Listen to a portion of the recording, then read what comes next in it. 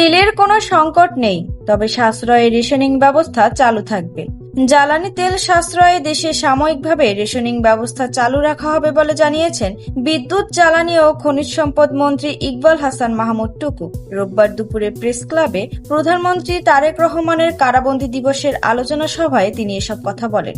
তিনি আরো বলেন, এরই মধ্যে জ্বালানিবাহী ট্যাঙ্কার দেশে পৌঁছেছে এবং আগামীকাল আরো 2টি জাহাজ নোঙর করার কথা রয়েছে। মন্ত্রী জানান, যুদ্ধ পরিস্থিতির কারণে সরবরাহ ব্যবস্থায় কিছুটা চাপ তৈরি হলেও দেশে তেলের কোনো সংকট নেই।